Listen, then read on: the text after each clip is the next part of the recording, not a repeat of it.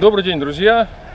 Сегодня мы наконец-то завершили интервью с американским военным Дэниелом Харрисом, который прибыл в Россию, чтобы участвовать вместе с нами в специальной военной операции на Украине. В этом интервью мы попытались ответить на вопросы, кто этот человек, что им движет и почему он решил перечеркнуть все, что было в его жизни до этого, ради возможности бороться с нацизмом вместе с нами. Встречайте, американский рейнджер Дэниел Харрис.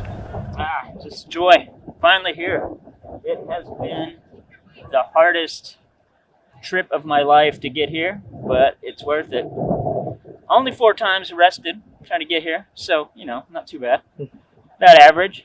But no, I'm really happy to be here. Finally see all this, and you know, I read Enemy at the Gates when I was probably 11 years old, and it was the history of the Battle of Stalingrad, and all this, you know, is part of like World War II, you know, and it's what I went to school for, and it was like my passion. I never thought I'd be in the Army.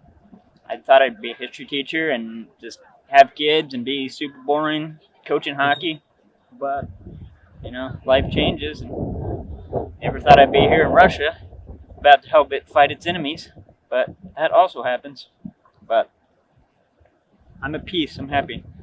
Ты говорил, что ты американский военный. Расскажи, пожалуйста, где ты принимал участие, в каких операциях ты был, в каких странах побывал? I was a U.S. Army infantryman, fought in Iraq, Operation Phantom Fury, Operation Iraqi Freedom. In addition to that, I worked for PMC. I'm going to not name because I have a good friend that still works there, but JD. You know who you are. That is where I also was a sniper and sniper instructor. Also taught long-range marksmanship to new incoming soldiers.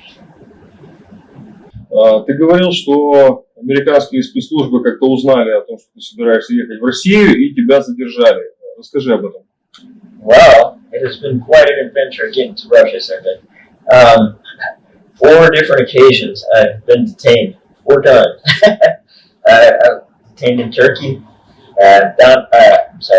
Dubai, and the fact is, you know, the American government has the ability to do whatever they want anywhere in the world. All these nations are terrified to be sanctioned or punished or attacked by America if they're not falling in line. And the fact that all I want to come do is help. I want to help save innocent people. I want to help do the right thing for me morally and what I believe is the right and just way to do it. And it's, you know, it's disgusting. It shouldn't be this way. A person should be able to follow their morals and not have to worry about, well, I can't go back to my country ever, or my bank account's gone. I can never see my kids. It's terrifying.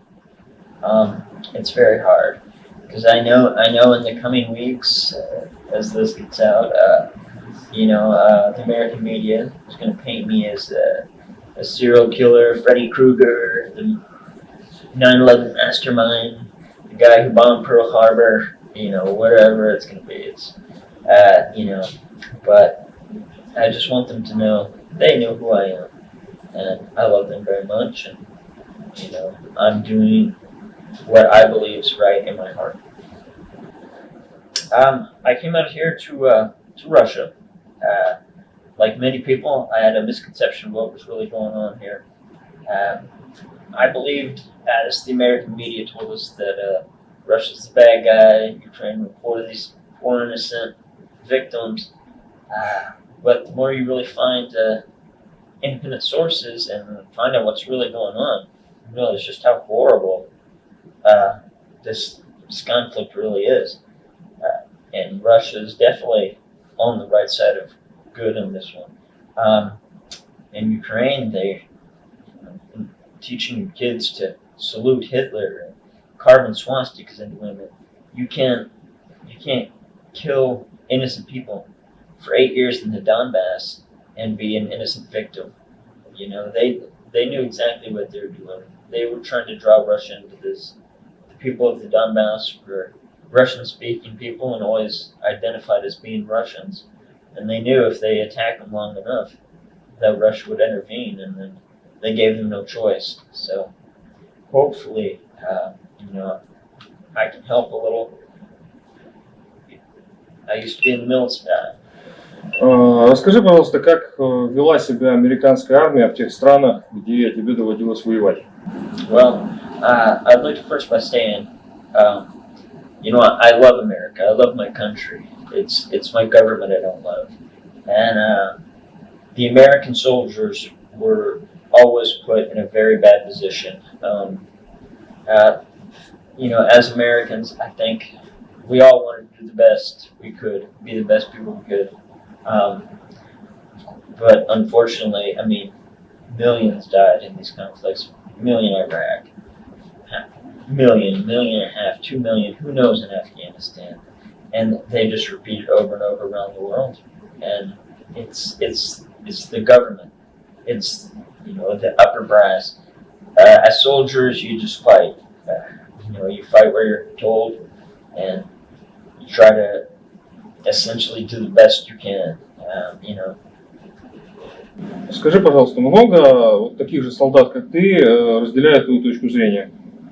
Yeah, absolutely. Honestly, I don't know any American combat soldier that served in a conflict zone that doesn't share that point of view.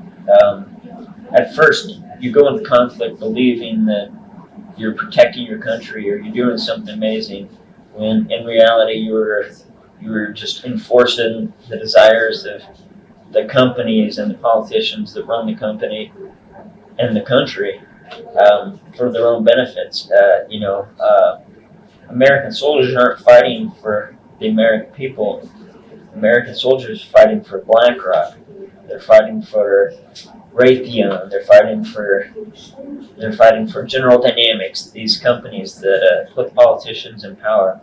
The American soldiers never want to hurt anybody, and they're not the enemies of Russia. And American people and Russian people, we're not enemies.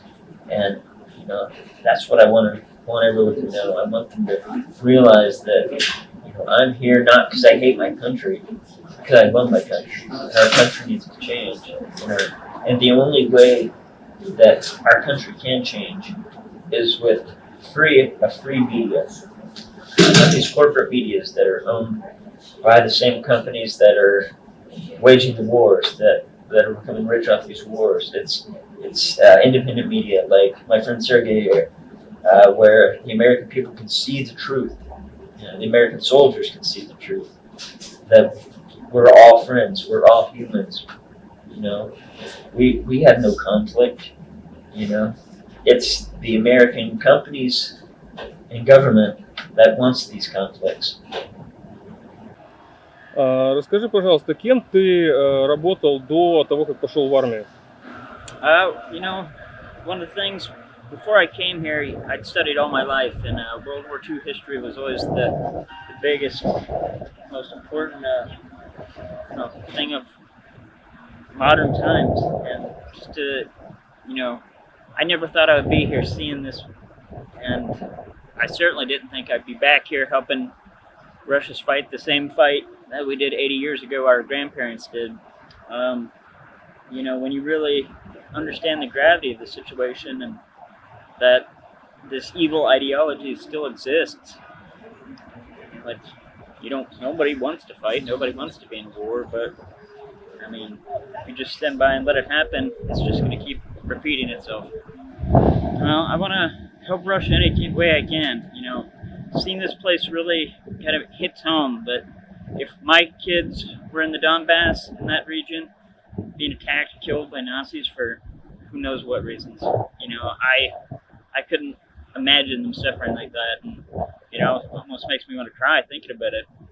I just want to do whatever I can to help this situation and help end this for good. Расскажи, пожалуйста, о разнице между русским и американским обществом, которое ты смог наблюдать за последнее время. It's night and day. It's two different worlds here, people see these videos, they don't know exactly what Russia is, but if they came out here and saw this, it's a paradise. It's clean, it's safe, You know, if we were in New York City, we'd have already been stabbed like 7 different times. And I mean, I don't know. And even if you don't believe what I have to say about it, just come out for yourself and just see what the place is. It's amazing. Дэниел, вот скажи, ты сейчас приехал в Россию, что ты намерен делать дальше? Well, Sergey, you know, this has been an amazing opportunity to get to travel around, you know, spend time with my brothers and get to see just how beautiful all of Russia really is. But now it's, you know, it's time to go to the front and finish this thing. You know, it's a hard thing to deal with and think about that, you know, my kids are going to have to be put through a lot of negative things back home in the United States. And it's hard when your convictions are the things that cause that people you love. But I mean, what kind of father would I be if I told my kids, you know, don't do something that you believe in if it's hard? So, you know, I don't want to fight. I don't want to die. I don't want to kill anybody. But unfortunately, that's not the nature of the world we live in. And you know, I just whatever I can do to help Russia going forward and end this, and you know, hopefully I can help my people understand that this isn't because they don't love America. I do. I love my country more than anything. I love my American people. I just don't think our government has our best interests at heart at all. I mean, you meet these amazing people in Russia, and they're so caring. Not even a single one would not go out of your way to help you. And people just don't see it. It's beautiful. It's safe. It's an amazing place. And you know, hopefully, if nothing else, this can, you know, spur a little more interest and people come and find out for themselves if you don't want to believe what I have to say about it. But I wanted to say thank you to all my Russian friends and for this opportunities that I've had. And you know, I look forward to after this, hopefully ending this war and getting up to Siberia somewhere, hunting, fishing, jumping 4-wheelers into lakes, just being a big idiot again, you know, and enjoying life. Thank you so much. For all the Americans fighting in Ukraine, I believe either they're complete assholes or got into a situation they didn't understand and can't get away. I mean, when you see what's really going on, not like what you hear in the news, like CNN, and you know, Ukraine's this wonderful heroes of light. I mean, they're torturing people, they're torturing soldiers, they're kidnapping people off their own streets to fight for. And I think idealistic Americans went over to join, and either like I said, either giant pieces of shit, or they're just didn't understand the conflict they were getting themselves into. Ну и в заключение хотелось бы добавить, что на завершающем этапе съемок Дэниелу начали поступать угрозы из Соединенных Штатов. Американское правительство начало звонить его детям, звонить его семье, угрожать, всячески пытаться обманом вынудить его вернуться в Соединенные Штаты или хотя бы отправиться в американское посольство, черт знает с какими целями. Люди на Западе, как видите, не имеют ни свободы воли, ни свободы выбора. Любого, кто воспротивится американской демократии, могут схватить в любой точке земного шара и бросить за решетку. Поэтому другого выхода, кроме как бросить вызов диктатуре американских корпораций, диктатуре американских СМИ, наверное, у здравомыслящих людей в США просто нет. Если они хотят видеть свою страну свободной, у них нет другого выхода, кроме как переходить на сторону России.